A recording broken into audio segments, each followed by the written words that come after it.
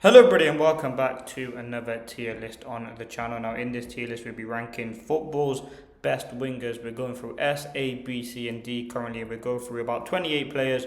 You can let me know your thoughts. It's going to be currently where they rank, so kind of based off the last couple of seasons. But where would I put them based off now if I was trying to find the best wingers in the world? We've got a mixture of left wingers and right wingers. I've tried to get a mixture. And yeah, don't forget to leave a like, comment, and subscribe. Let's get straight into it. Now, Jeremy Doku's going straight into a tier. I like Jeremy Doku. I think watching him at Manchester City, he's a player that's got a lot of good qualities. I think someone that's been consistently putting good performances. I thought he was okay at the World Cup with Belgium. I think he's a very, very good defensive player as well. But he can also get forward. And I think 1v1 he's one of the best. I think the 24-25 season at City was fantastic. Last season he was also good. I just think overall he's a very good winger. You look at what you want from a winger. You want output, you want moments of magic, you want goals, you want assists, and Jeremy Doku does provide you that. I think he's a player that again has just gone up a level at Manchester City under Pep Guardiola, and it'd be interesting to see what he can do with Enzo Maresca and under his sort of management. But yeah, really, really exciting winger. When you think of wingers, you think of someone like Jeremy Doku. Now, Rafael Leao's actually a decent player. Obviously at Milan, I don't think he's as good as Jeremy Doku. Again, he's got pace. I just think with him, he's very inconsistent. You know, there'll be periods where you're constantly hearing good things about him, but then they go missing for a season. I think when you watch Leao, he definitely does have moments of brilliant where, he can get past his winger, score a wonder goal, put a great cross into the box.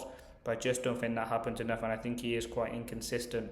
If I'm looking at a winger, I'm not saying every player has to have a good game every single game, but with Leao, I think he's a bit too inconsistent.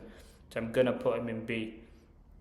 Noddy Madueke, I'm putting him in C. Now, listen, there was a lot of people banter with Madueke. I actually don't think he's the worst winger in this list. I think if you're looking at a player with Madueke, he's pretty good 1v1. I don't think anyone expected him to start as many games in the World Cup as he probably didn't even expect that himself.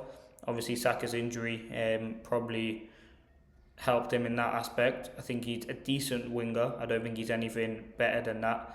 I think he's a player who had his moments, but for me, if I'm looking at some of the wingers on this list, I think Madueke is in C tier as well. Hasn't really got going at Arsenal. He's had good games. Obviously, he's not going to be the consistent right winger over Saka.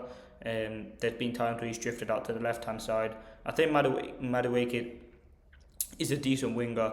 However, very inconsistent, and that's not his fault. He doesn't get enough game time, to be honest with you, as he shouldn't.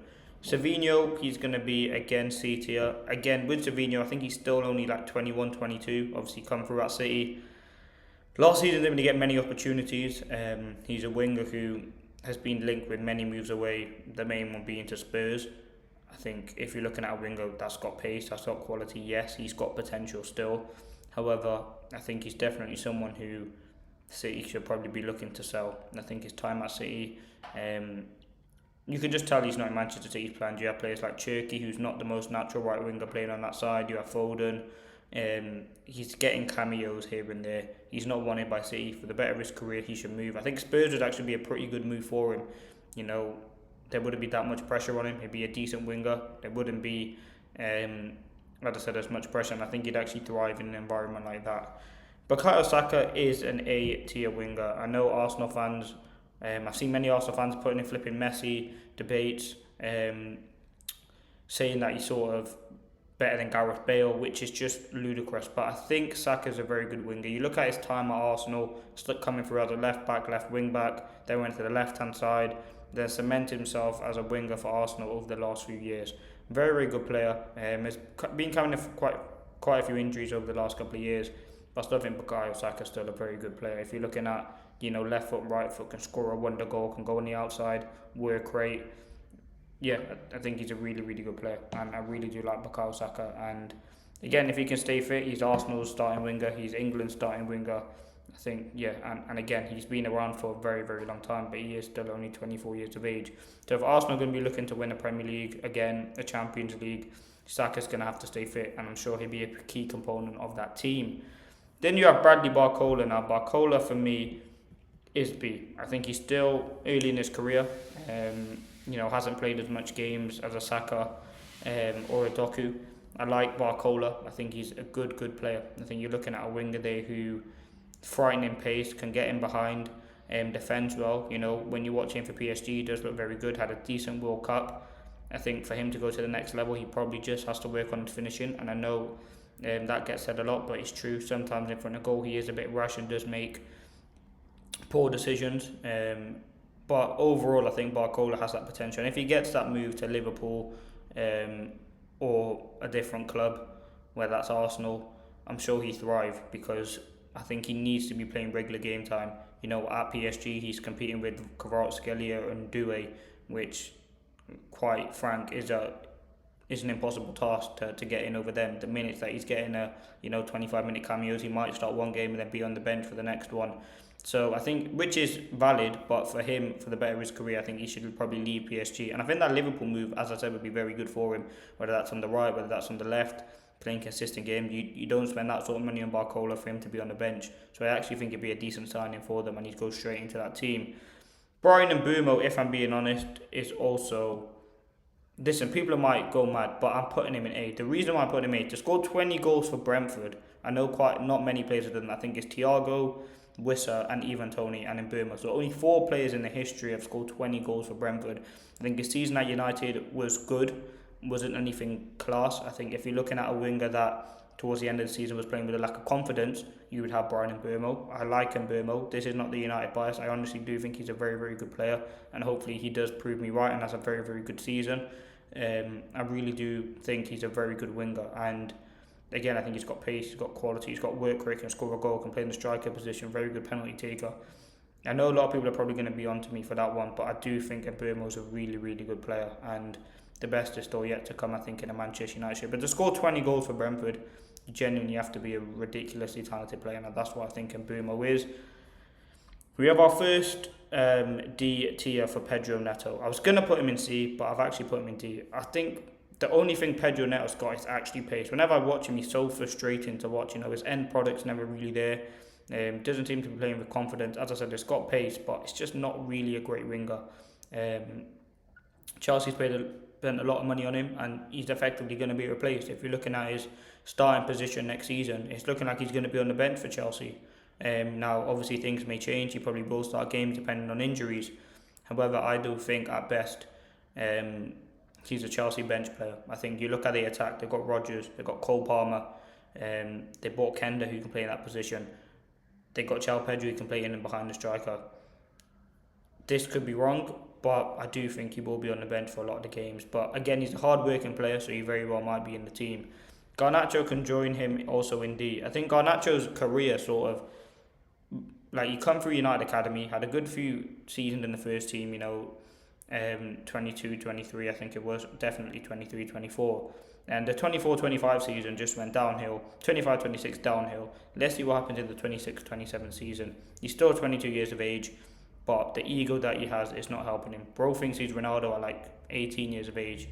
Listen, I think decent talent, he needs to work on it. It's a big season for him under Emery. Emery's obviously seen something in him that we haven't, and he obviously wants to give him that chance. And I don't know whether Emery has something for signing ex-United wingers, I don't know.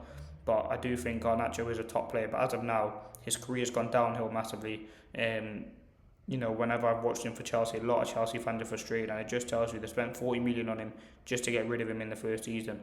It is quite eye-opening. I think he's not hit the peak of his career yet, but when you have that stinking attitude, doesn't look bothered half the time, you probably do have to put him in D tier. Now, Rodrigo, I think Rodrigo's B tier. I think, again, you look at now his future in that Real Madrid team, there's a chance that he could potentially be sold, I don't know, but if you're bringing in Diamande for 100 million euros, if you have Vinicius Junior on the left, if he stays, I do like Rodrigo, however, I think he's a good winger. I think naturally or ideally he'd want to play off the left, but to accommodate obviously Vinicius Junior, he has to play on the right hand side. I think he's got pace.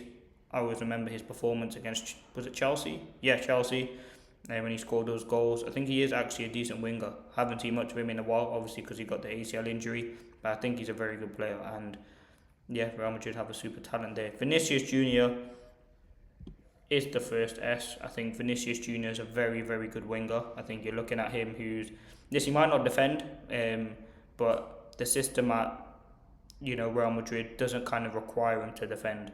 I think if you're looking at a player that in front of goals, just ridiculous. Very, very good on the counter attack, can score goals, big moments, for Brazil in the World Cup. Although I don't think he had the greatest World Cup. Big moments for Madrid, got the trophy cabinet to go there, scored in finals. Yeah, just a complete winger. And if he does go to Arsenal, I'll be so gutted because I think he's a really, really good signing for them. And, I think he'd be unbelievable. I think he'd definitely transform that team. If you're looking at Martinelli to Vinicius Junior, is there any bigger upgrade in world football? I don't really think so. But yeah, Vinicius Junior, very, very good winger. And he's been doing it consistently for many years in that Real Madrid side. Nico Williams is also an A. To be putting in those performances, no disrespect to Athletic Club, but to be putting in those performances and that sort of team is very, very good. I think technically he's got pace, again, World Cup wise. Didn't have the greatest World Cup, but that's just due to injury. He was barely got any minutes, came on in the final, had a big part to play in that, however. I think when you watch him for Athletic Club, he's 1v1, he's fantastic. And yeah, I think he's a very good winger. He's one of those players I like to see in the Prem. Maybe for like a United, a Liverpool, I think he'd thrive because he's got the pace, he's got the talent, he's got the quality, end product's definitely there. And yeah, I really do think he's a very good winger, especially in that Spain 2024 Euros tide. He was brilliant. I think he scored in the final for them, so yeah, very, very good player. Excited to see where his career goes. Kvaratskhelia is a second S. Kvaradonna is what they call him, and that tells you everything you need to know. Very, very good winger. Fearless, confident, just got moments of magic. I always remember that goal against Liverpool where he sat down for the defenders and put it in the corner.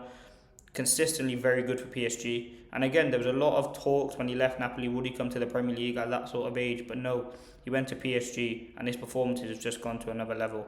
Definitely a contender to win the Ballon d'Or. Really, really do like his talent, the quality, just the skills, the tricks, bring defenders close, then running behind, score goals. As I said, there was a period as well where he wasn't actually a guaranteed starter for PSG, but now he's one of the first names on that team sheet. I think he's absolutely fantastic, to be honest with you. Yeah, really, really good winger. Lookman goes into C. I really do like Lookman. I think if you're looking at... No, he is a C tier player. If you're looking at some of the wingers on this list, I think, he's been on a journey playing the 3 Prem clubs. I think he's at Atletico Madrid now. I think has got pace, has got quality, but for me, I just put him in C. I think he's on par with Savinho or Madueke. Ndiaye, now I'm going to put him quite high. A lot of people might go mad here, but I'm putting him in A. If you watch Everton, if you watch Premier League week in, week out like I do, Ndiaye is a really good football player. And over the last couple of seasons, he's had, adapt his game, take him over to the right-hand side. And I know that don't sound like a big thing as a professional footballer, but you do really see it. There's certain wingers that really do only have one natural position where they only look good in. For example, the main one, I would say Vinicius Junior. If you put Vinicius Junior on the right, you're not seeing a good player. For example, Brian Mbeumo, put him on the left. I've seen it firsthand. Not a good performer. Someone like Garnacho, I think if you put him on the right, not great. So some wingers have one natural position, but when I've watched Ndiaye on that right hand side, he's relentless. The pace, the quality, the skills. He's one of those old right wingers that goes on the outside, crosses into the box. Yeah, I really do like Ndiaye, and I think he's destined for a big Premier League move now. As of now, there's been links to Al Hilal, but I don't know if he's actually going to go there. But yeah, I think that'd just be a big talent wasted because he can play in the Premier League easily. I get the money's obviously good, but wow, Ndiaye is a really, really good footballer, and I really do like the quality that he has. Obviously, no disrespect to Everton, I think he's better than them, and definitely would do well in a United team. Michael Olise also in S. I think he got 53 goal contributions in 57 games last season for Bayern Munich. As I said, very, very talented football player. All the way through his time at Crystal Palace, all the way now to Bayern Munich. I think last season was his first season there, I believe. Just ridiculous. No, he's had 2 seasons there. So last season he got 53 goal contributions in 57 games, scoring 25 and assisting 28 times. Got the most assists in the World Cup, 8 matches he played, 7 assists in 8 matches at the World Cup. The stats speak for itself, but it's also the performance, the confidence that he plays with is just outrageous, and I think he's a really, really good football player. If you're looking at someone that can do everything as a winger, he's definitely got it. So yeah, I think Michael Olise is very good on the right hand side, cuts inside, got the pass, got the end product, got the tricks, reading of the game, brilliant player. Martinelli, I'm going to put Martinelli in B. Listen, he's, again, another player that a lot of people take the mick out of. Actually, Martinelli is a good player. He's got the fundamentals as a winger. You know, the pace, the work rate, can score a goal. I just think he's quite inconsistent, and there's an argument to be had. Like, as I said, there's no bigger upgrade to Martinelli to Vinicius. I don't think he's on that level. But yeah, I think Martinelli's alright. He scored a few decent goals for Arsenal. But yeah, that's all I can really say. I'm putting him in B. Lamine, the Dream Yamal, going into S tier. What a football player Yamal is at such a young age. To be putting in those performances, game in, game out, is outrageous. Yes, he didn't have the greatest World Cup, but wow, what a talent he is. And coming through at 16, you know, at Barcelona, if you look at his trophy cabinet, 3 La Ligas, he's got quite a few Copa del Reys, he's got a World Cup, got a Euros, potentially a Ballon d'Or. Like, just when you watch him, it's just outrageous, some of the things he can do with the football. Yeah, I think he's destined to be the best player in the world, and will definitely dominate football for the next 15 years at least. If you're looking at his stats compared to Messi when he was 19, it's just outrageous. So yeah, Yamal, there's an argument to be had if he's the best player in the world currently. I don't think he is, but wow, what a player Lamine Yamal is. Yan Diomande, right now I'm putting him in B, and this might surprise a lot of you. I think Diomande has the potential. You're seeing a player go for over 100 million euros. Don't get me wrong, I watched a lot of Ivory Coast's performances at the World Cup. I wasn't that convinced by Diomande. He had moments, you know, I think in the Germany game he was good. But again, for a 19-year-old going for 100 million euros or more than that, it puts a lot of pressure on him. I think he's a good player.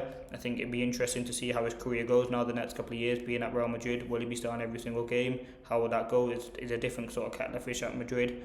But I really do like Diomande. I think he's got that potential to go on, but as of now, I think he's in B tier. Again, we'll come back in a couple of years, see where he's at. He very well could have made it into that S tier.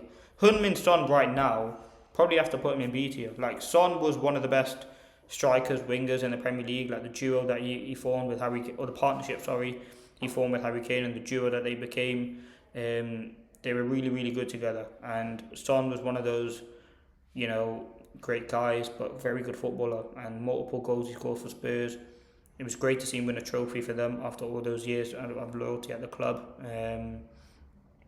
But yeah, I think he finds himself at LA Galaxy now. Yeah, I just think he's a B tier winger as of now. Anthony Gordon, I'd have to put in B as well. I think if you're looking at Gordon, again, big move to Barcelona, £80 million. I think he was actually alright at Newcastle. Again, Barcelona's a different league. He's going to be competing with Rafinha on that left-hand side. I don't think he'll start, but you never know. I mean, Barcelona, I don't think would necessarily spend that sort of money on the player for him to sit on the bench. But then you have that Rafinha problem as well. I think, obviously, Gordon's a decent player. I think he's got good qualities, he's got experience, he's got talent.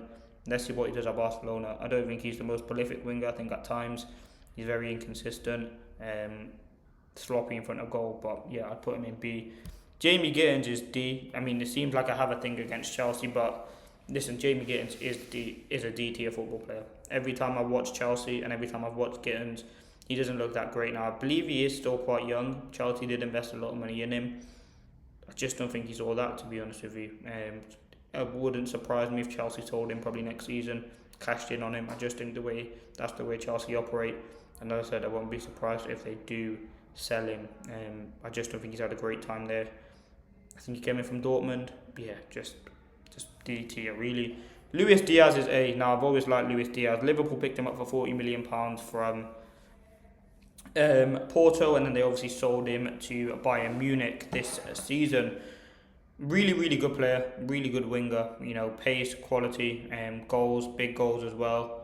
Yeah, I really do like him. I think if you're looking at someone that's formed one of the greatest trios currently in football with Elise and Harry Kane, again, the stats speak for themselves. Last season, and yeah, I think he's a pretty impressive player. 29 goal contributions in 32 games, 15 goals, 14 assists for his first season in the league. Fantastic. You look at the output he put in for Liverpool in the time he was there. Yeah, very, very good player. So yeah, really do like him. Going in A tier for me. Antoine Semenyo has to go in A. I mean, you're looking at a winger that's versatile, very good on both sides. Obviously, plays for City now. That was a good move for his career. I think he's going to smash it there, and I think he's going to be a really impressive player for them, and has been so far already. I think you're looking at a winger that's got pace and product, left foot, right foot, work rate. I always remember that cup game against Nkapie in the Carabao Cup. We just rinsed him. Very, very good winger. Not quite S yet, but very at the top of A, and very, very impressive footballer. Desiree Doué S. I mean, you're looking at what he's doing at 21 years of age. 2 Champions Leagues, fearless player. The tricks, the flicks, plays without fear. He just does his talking on the pitch, confident. Really, really good player. And PSG have a superstar on their hands. I always remember, again, Champions League final, 2 goals against Milan. He was fantastic. Even in the last final, it was a bit of a different game, but was still decent in the game. I think Doué, what can't Doué do in the game? He can play on the left, play on the right, play through the middle, fluidity. He's a technically good footballer. The fluidity that he has at PSG, I really, really do think the sky's the limit for him. And for me, out of those, there's an argument to be had whether he's the best, but I'll order them at the end. Marcus Rashford is a B. You look at how his career sort of gone over the last few seasons. Would you say he's gone downhill? Probably. Ever since he left United, went to Barcelona, went to Villa, did alright there, went to Barcelona, won the league, but again, wasn't playing every single game. Obviously didn't do well enough, that's why they replaced him with Gordon. I think Rashford now has to find his career, and whether that's at United, whether that's somewhere else, it's looking like it's going to be United at the moment. And I like Rashford. I've watched him more or less for every season of his career, coming through at United, against Arsenal, scoring the goals. I think there has been inconsistencies in his career. I think, again, once he finds his feet, whether that's at United, I still don't think he'll be starting every single game, but again, hopefully he can get back on track. Mo Salah is S tier. You look at what Mo Salah's done in the Premier League over many years. Even last season was very, very good for Liverpool, even though he was in and out of the team. I think his performances, the goals that he scored for them, were pretty impressive. Got the trophies, as I said, to go with it, and he leaves as a Premier League legend. Last season, 14 goal contributions in 27 matches after having sort of all the disagreements he had with Arne Slot. Look at the season before that, 57 goals and assists in the 52 matches. Very, very good season for Liverpool. Mr. Consistent, played a lot of games for them. Very rarely ever missed a game due to injury. Being brilliant. So, very, very good winger. Shame that he hasn't won a Ballon d'Or. I don't think that chance has gone. Cody Gakpo, I think Cody Gakpo's C. Had a decent World Cup. I think he's the greatest winger in the world. A lot of people don't like him, Liverpool fans. But, I don't think he's the greatest winger. Let me know your thoughts in the comments. Now, let me just quickly look at S. Now, I'm just going to rank S for this one. I don't normally do that. But in terms of who do I think is the best winger in the world, I'm going to go Kvaratskhelia as the best. I'm going to go Elise, Yamal, Doué, Vini, Salah. That's just what I think. Let me know your thoughts if I should do any more. There's some wingers I've missed off here, so we could potentially do a part 2. But leave a like, comment, subscribe, and peace.